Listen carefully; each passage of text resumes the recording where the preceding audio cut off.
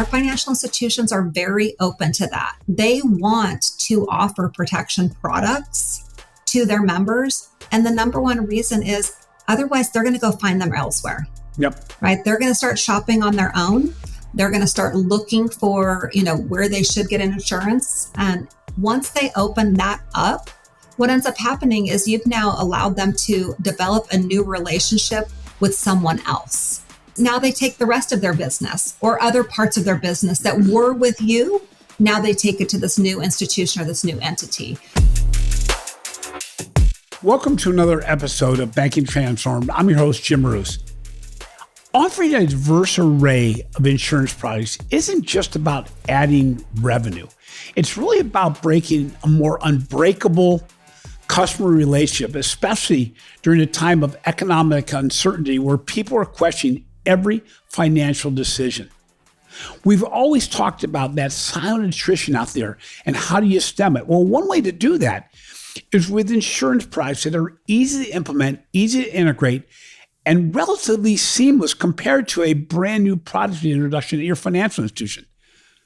Today, we explore how forward-thinking financial institutions are evolving beyond just the traditional banking services to become more of a partner with their customers around financial wellness, where they can utilize insurance as a bridge to a deeper relationship, hopefully avoiding that open back door where a customer may leave looking for another provider that may be more than just insurance products, but maybe banking products in total. Today, I'm joined by two industry experts, Erin Allen, Vice President of Insurance Strategy and Distribution, and Norm Brown, Senior Director of Client and Customer Experience at Franklin Madison, a company that's been around since I was a banker more than 40 years ago, but has continued to evolve as customer information, customer needs, product needs have evolved. I've seen from my own experience how easy it is to implement an insurance product from Franklin Madison. I certainly recommend organizations look at this as a possibility of expanding your product array to make it so your customer is stickier.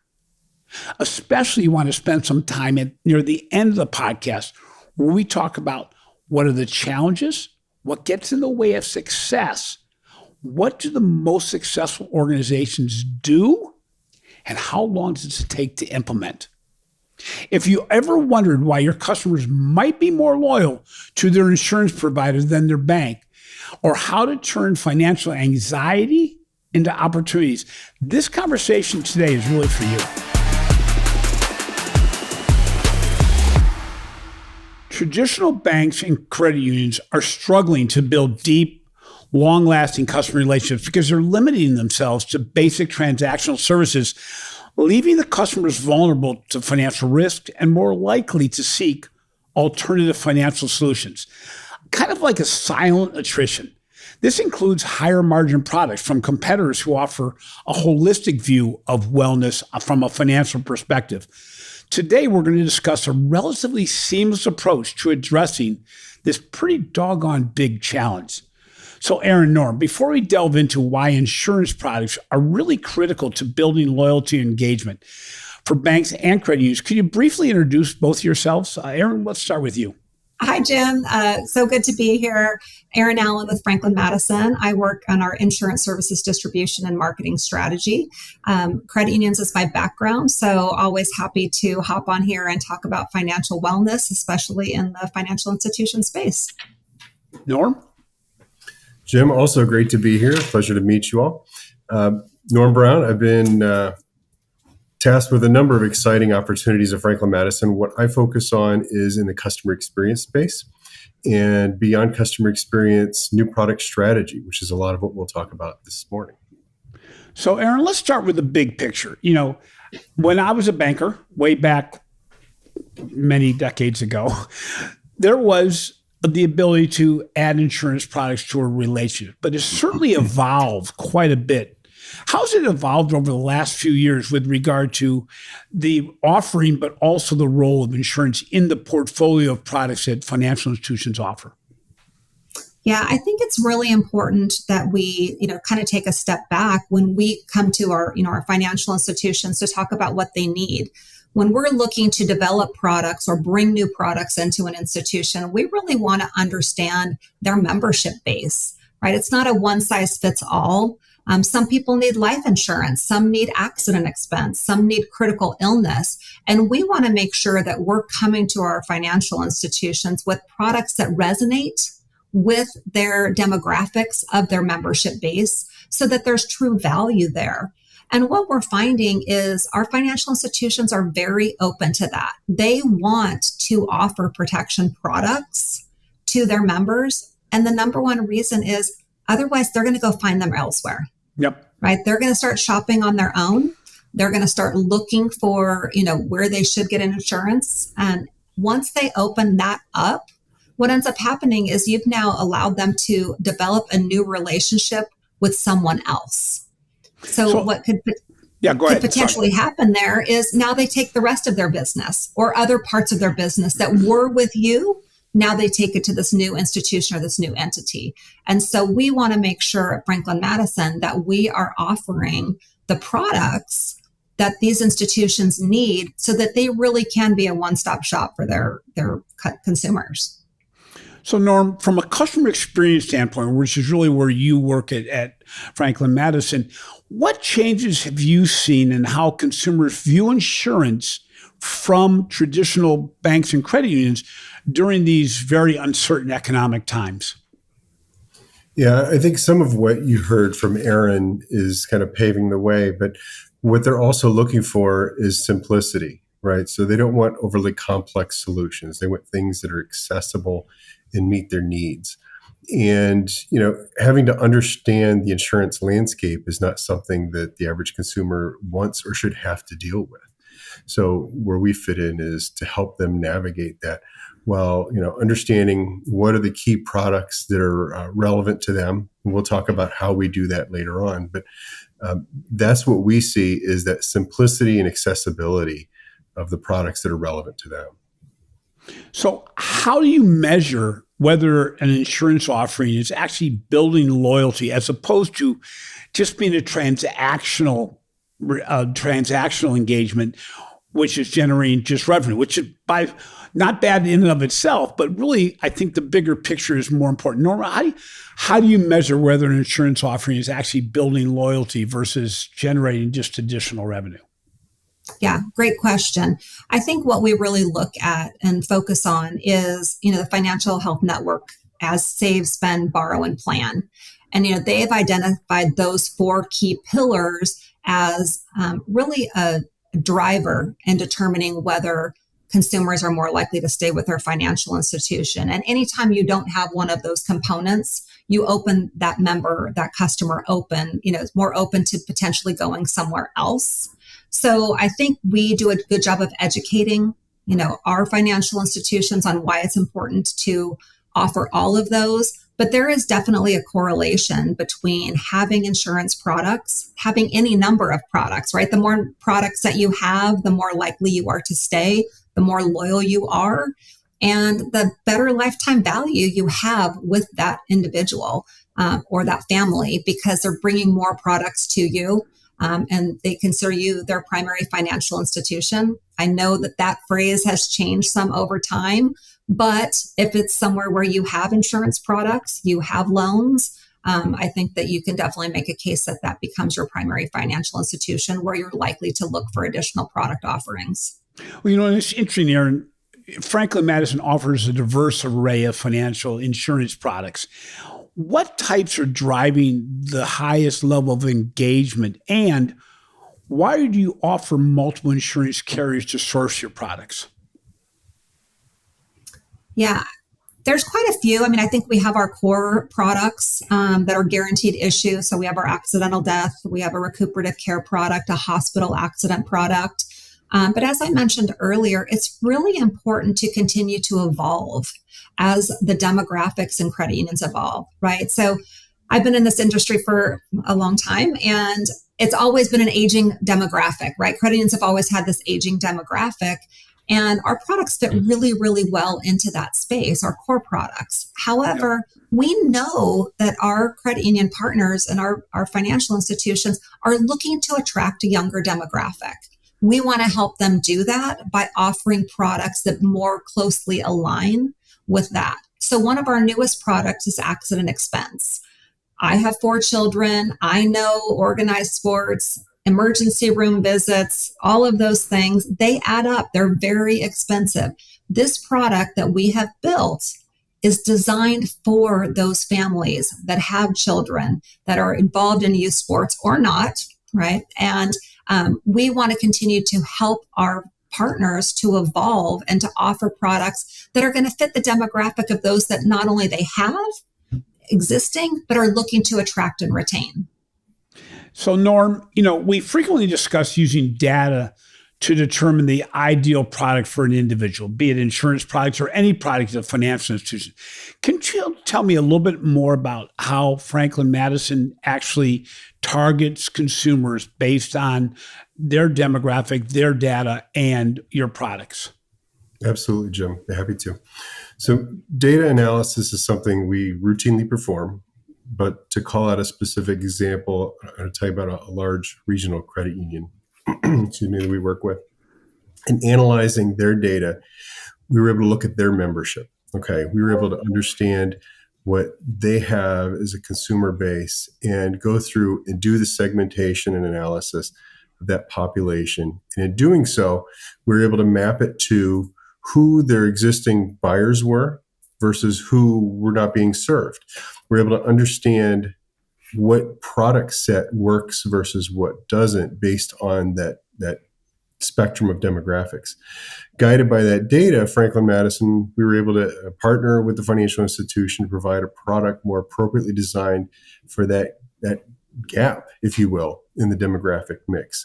So we're able to bring forward an opportunity to better meet those needs. And in that case, that was about 100,000 people out of their membership population that, they were not receiving a product mix that was really in tune to their needs. You heard Erin talk about accident expense as a different demographic than somebody who may be less active, for example. So it's using that data to find the sweet spot, if you will, between the product offerings that are available and the unique mix of that specific financial institution. So it's interesting because beyond just demographic profiles and segmentation in that sense, you also have products that are offered based on key moments in a customer's life. How do you dig into those? How do you find those? And maybe give me an example of how data has actually helped match a group of customers to a right product at a key moment. Yeah, I think there's probably a really specific example. There's a spectrum, right? So a lot of folks would call these trigger-based events. A specific example that we see that's really important in the relationship with the financial institution is when you have a new account, right? So you have somebody who's just joined that financial institution. They made a solid decision to join for whatever reason. Yep. And now you have the opportunity to reinforce it by virtue of offering a relevant product to that individual. That's something that we do is we look for those every time we're doing marketing for a financial institution. One of our partners is we're seeking out those new account holders to find the right new product, first time offer for those individuals. That would be a specific example of something that we're doing today that is helping to drive and reinforce that value, but also reinforce that stickiness and retention. Yeah, it's interesting. Erin, from your perspective, and you've been in this business a long time, as Norm has as well, what is the biggest misconception that a financial institution may have about integrating insurance in their customer relationships? Because for me, I always thought it was a common sense, easy to integrate, good idea, good way to test things. But I'm sure there's misconceptions out there because you don't sell everybody. You haven't got every financial institution. So what's the misconception that may be out there? Yeah, I would say there's a couple. One is the potential for friction, right? This is a product that they don't necessarily own. It doesn't sit on their platform. There's other agents that might be taking claims calls and answering questions. So, they want to make sure that their brand is solid and that, the members feel like they can trust the company that, the credit union or bank has partnered with. So I think that's one misconception. The second one is, that there's not a ton of revenue to it, right? It is non-interest income, and we definitely stress that. But to me, as much as the existing revenue is the potential for loss of that member in going somewhere else. And that I think is really hard to quantify, that if you don't have all of the products that consumers are looking for, that they will find them and they will go elsewhere. So I think, it's getting them to understand that insurance does play a part, that there are, especially younger generations that are looking for that one-stop shop. They want you to have everything that they need so that they don't have to go elsewhere. And if you don't have it, they will leave. So you have a lot of customers out there that offer these products, but you have some that are offering it kind of like as an add-on and maybe are not implementing it the way that you'd like to see it implement. But you have other organizations I know that are massively successful at adding this to their product line. What's the difference between the two? What defines an enormous success partnership and one that's kind of treading water? I can take this, Norm. I think when I look at the most successful relationships that we have, is they see the value in adding additional products. They see the value in meeting members where they are as far as their life stage.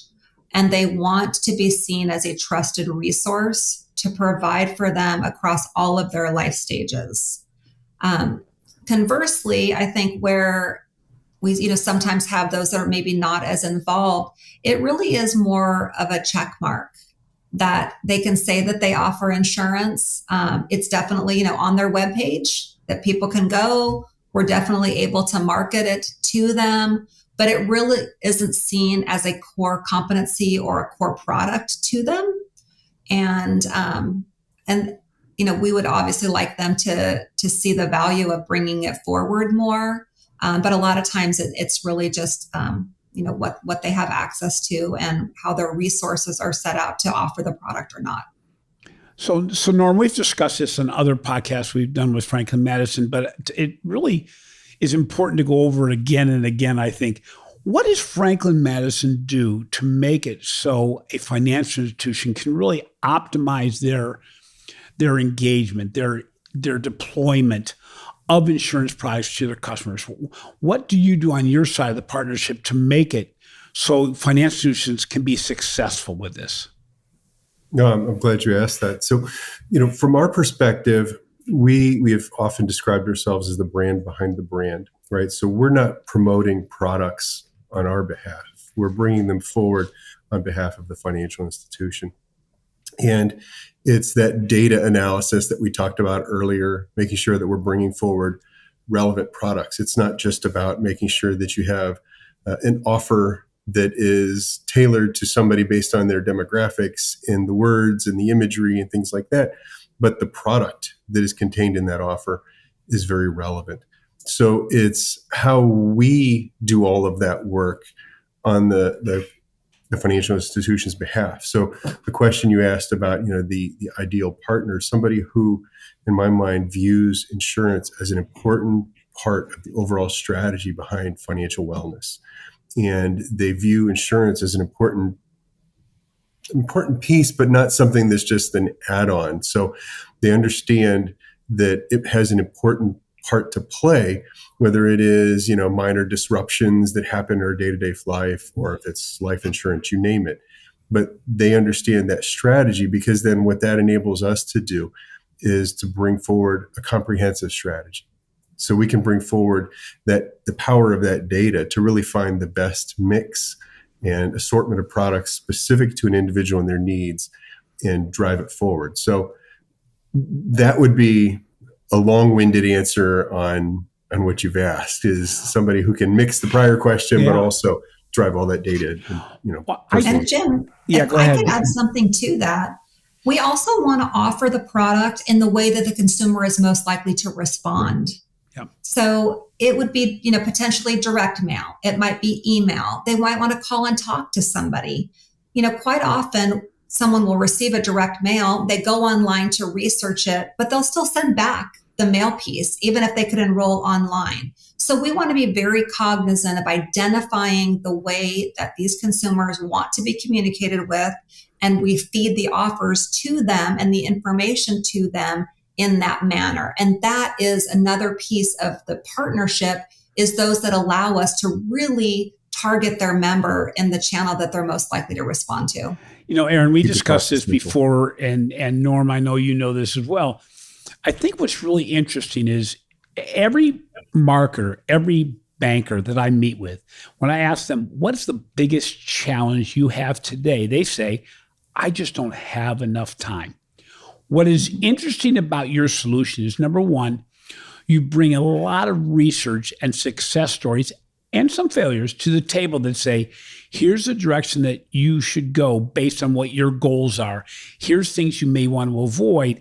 Here's how to implement as effectively as possible. That's one thing. Number two, you bring a lot of marketing know-how to the table. So yes, financial institutions are going to want their brand to be on the communication. Well, the reality is you do this for every one of the organizations you work with. You never come in as a Franklin Madison product. It's the product of X, Y, or Z organization. You bring in the marketing expertise to actually not only strategize, but deploy it. And on top of that, you also measure results. So I know when I implemented your products, as I said, many, many years ago, what was really good is you almost added to my marketing team. My marketing team, not just from the financial insurance products perspective, but overall, because the insights you brought to the table on people that responded, people that reacted to offers, the way they reacted, the channel they used, all those things certainly help me understand my customers better, even outside the insurance area. So I think what's interesting, we talk turnkey a lot, we overuse the term, but your products really are about as turnkey as you could possibly get with regard to implementing something that is not going to take massive amounts of resources away from what you're doing currently. It's an add-on without adding on all of the resources that most products and services are going to require. I don't know if either one of you want to add on to that. That's my perspective of the nuance of Franklin Madison compared to almost any other product an organization is going to offer. You're bringing it all to the table: the research, the implementation, the deployment, the customization, and then the result monitoring that can really, as I said, as turnkey as possible. Do you want to add anything on that, Norm or Erin? Yeah, do you mind if I add something real quick? Yeah, great. One of the things that we actively look for early on when we're sourcing our partners, carrier partners, and products is we're looking for simplicity of issue, simplicity of administration, all of that sort of thing. So you'd asked earlier about carrier diversity, and that's a piece of the strategy, right? Making sure we've got distribution across all markets is important, but that it can be marketed, administered, and serviced in a simple, easy to understand manner for the consumer. So, those are really important features to what you're talking about there. And, it's a core part of our strategy. Erin, anything you'd want to add? Yeah, I would add on, first of all, thank you for, giving us that feedback. We like to hear that. We like to know that we're having that impact. But yeah, Franklin Madison, we do all of our own data modeling. Yeah. We, append the demographic and psychographic information. We have a full creative team, and we do testing all the time. Every month when we're sending these out, we're testing new creatives against our control. Consumers change, behavior changes, the economy changes, and we can't continue to send the same creatives and expect the same results. So we're always looking to innovate, to find a different way of saying something, to make it more simple for consumers to understand. People, they need simplicity. It can be very confusing. People don't necessarily know what they need. And so we don't want someone confused. We want to provide all the information that they need to make an informed decision and protect their families. So Norm, What resistance do you get from financial institutions as to maybe not going forward? What challenges do they see that you encounter in the marketplace? Yeah, I think like there's a simplified version of it. There's a version that's a matter of capacity and bandwidth. Yep. That's a common that sort of is pervasive across the industry. And that's not going to change. So we try to adapt to that, right? So one of the things we've touched on a few times here is, the diversity and mix of products, being able to bring forward a strategy versus a product. When you're bringing forward a product, that means you also have to go find a month.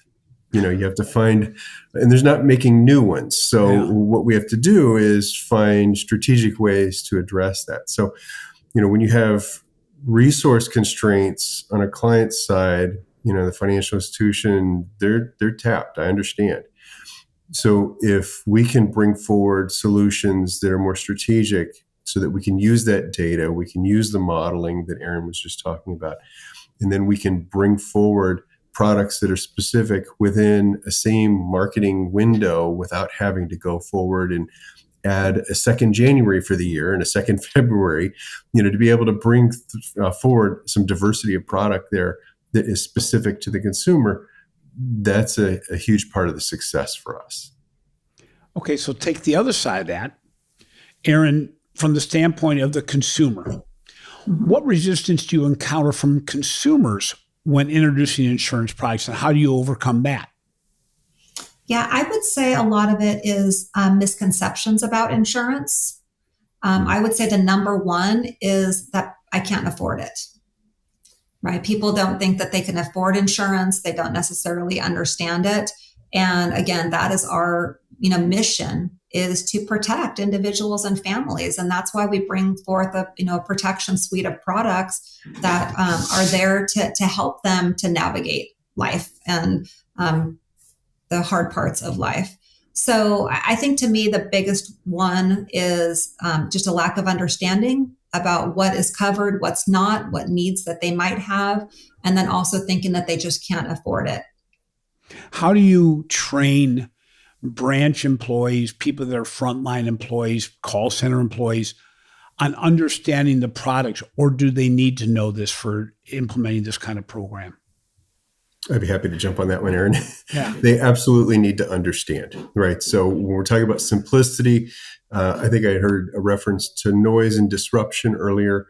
A lack of education at the financial institution will yield out a higher risk of noise. But the more you're informed and educated, so that when somebody comes in with a creative piece and they have a question, you don't have to be able to answer every nuance of that product, but at least to have broad awareness of what's going on is highly beneficial. So what we do is we will actually partner with the training and education teams on our financial institutions. So we'll work with them and do broad-based product-specific education, Franklin Madison education, claims process education. So we'll walk them through the various stages of the journey, starting with the sales and marketing pieces, what the enrollment looks like, servicing, and then there are relationships that we build in the back end, so that if somebody does walk in because they're having the worst day of their life and they're trying to reconcile the loss of a loved one, and how do they get to the right person?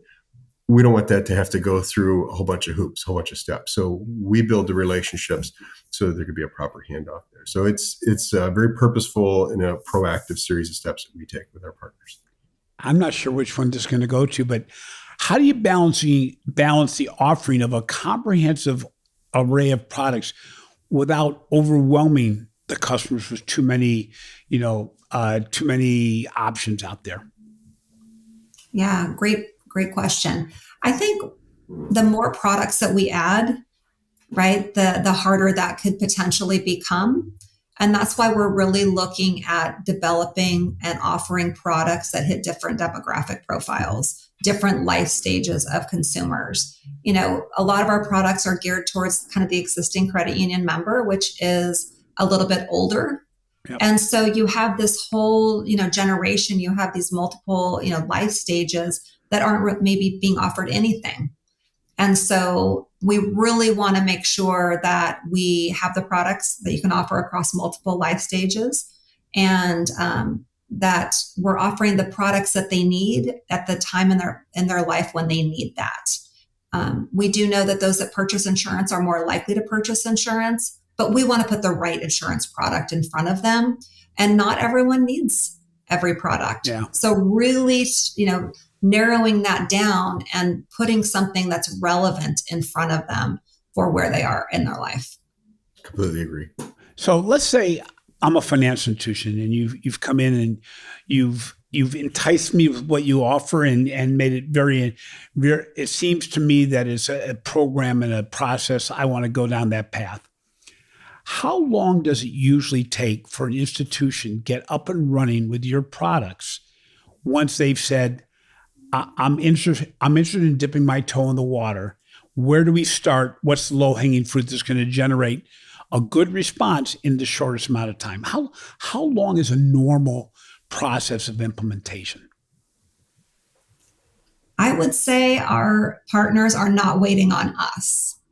Quite often, it's looking at their marketing calendar, determining when they have some spots that are available for us. And then it's also determining how we're going to market. Obviously, creating a direct mail piece and getting something in the mail is a longer time frame than doing something via email or digital campaigns. Yep. So really, it depends, and I hate using that. We could have, our partners up and going in, 90 days. If they're ready for us, they won't be waiting on us. Now to both of you, when you look ahead, and, when I look, I'm going to go backwards and remember how we implement. It was a lot of times a spray and pray. It was trying to hit segments, kind of, and we hit everybody. Well, now with digital and with all the data you have on all the success stories you've had, a lot of that is made much more seamless and a lot more targeted than it used to be. But looking ahead, there's a lot of things going on in the industry and in the business world overall. What do both of you see as the next evolution in this insurance banking integration? And how should financial institutions across the entire gamut of asset size prepare? I'll start with you, Erin. Yeah, I would say the next thing is really going to be embedded insurance, where we're truly taking products that match up either with maybe a new member, a new customer, or within a customer journey for a new product that matches up with that product. For example, potentially with a mortgage loan, there might be an embedded life insurance offer that allows them to take out, the amount of life insurance that matches up with the mortgage that they're taking. Yep. So I think some of those is really where we would be moving next, is really trying to embed the right solutions into the product roadmap for the institution. Again, make it even more seamless than it already is. Right. What's your perspective, Norm? So we see the role of insurance expanding, obviously, right? So we see it expand in the coming years, but it's really a convergence of a lot of the things that we've talked about here. So we see growth in the whole integrated embedded insurance offerings. We see deeper personalization from the standpoint of a product specific offer, but also finding the right product for the right person. So both aspects, because they're not the same to me. We see bundling of financial products, whether insurance and non-insurance. We haven't really talked about non-insurance, but there are non-insurance components that also provide important protection that would be a part of that. So bringing together the integration, embedding, personalization, insurance and non-insurance. So it's a convergence of all of those various pieces coming together, right? So all this investment in technology that you've seen across the industry, it's all starting to come to bear. Additionally, we see these pieces being pulled together using a simple user experience, right? So that's not to keep beating that drum, but to make it simple for the user. So they don't get something with 6 different offers and see what sticks. They're getting the right offer to the right person via their channel of preference, and that individual can then go online, respond by way of a direct mail piece, you name it, what works best for them. Same for servicing. So basically a higher level of personalization, a wider array of very specific products for the solutions that consumers are looking for on their wellness journey. And certainly at a time that many consumers are getting more confused as opposed to less confused and are being bombarded with all kinds of issues out in the marketplace that make it so that they feel less sure of their financial future. It doesn't mean that they're not making enough money or anything like that. There's just a lot of things to balance. So again, for both of you, what one piece of advice would you tell a financial institution, let's say a marketer or a product manager, that they should do right now? Norm, start with you. Just what's that one piece of advice you'd give any bank or credit union executive? Don't discredit any portion of your consumer base for various reasons. And I will get into the whys, but don't discredit to say, we're not going to do this for this population or that population. Allow the data to drive the right offering and mix for the consumer base. Let that data drive the decision rather than making that initial knee-jerk reaction. Great suggestion. Yeah, don't take your own legacy thought patterns and think they apply still, because as you said, the data talks. Erin, from your perspective, what would you suggest organizations do? I would say, as much as you can, really focus on marketing to an audience of one. You are different than I am. I am different than Norm. And the way I want to be communicated, the product mix that I already have with you, but as much as you can, personalize it so that I know you're intending to send this to me, that you understand where I am. The data's there. Yeah. So use that data to really personalize the offer, personalize the message, personalize the delivery channel, and make sure that I feel like I'm an individual and not just a membership number or an account number to you. Both of you, Norm, Erin, thank you so much for being on the show today. It's interesting because what's old is new again. I'll take that from the perspective of you're not a new offering out there, but I think organizations have to keep on rethinking the way they build that engagement, to build the loyalty, to make it so that customers don't silently attrite by using services elsewhere, because especially today, insurance companies, large tech companies, fintech companies, not only are offering, insurance products, but they're offering the full array of financial products. So once the customer dips their toe in the water of another organization, there's no telling where that may lead. And we have to be aware that, we need to grab the opportunities based on the customer's needs at the time they have those needs, as opposed to opening that door just a little bit and letting the customer find that path on their own. So, I think you brought up a lot of great points, not only from a marketing perspective, but from a training perspective, from an investment perspective, and from a how to try this out, because you can always back off. The reality is, if you never try it, you're never going to find out if you're missing a key element of success that can really maximize the value of that relationship. Thank you again so much for being on the show. Thank you for having me. Thanks, Jim. Thanks for listening to Banking Transformed, the top podcast in retail banking, the winner of 3 international awards for podcast excellence. If you enjoy what we're doing, please take a moment to show some appreciation by leaving a review. Finally, be sure to see my recent articles on the financial brand and explore the research we're doing for the Digital Banking Report. This has been a production of Evergreen Podcasts. A special thank you to our senior producer, Leah Haslage, audio engineer, Chris Fafalius, and our video producer, Will Pritz. If you've not already done so, remember to subscribe to Banking Transformed on both your favorite podcast app, but especially on YouTube, so that you'll come across the thought-provoking discussions we're having at the intersection of finance, technology, and leadership. Thanks for joining us today. And until next time, keep innovating and transforming both yourself and your company.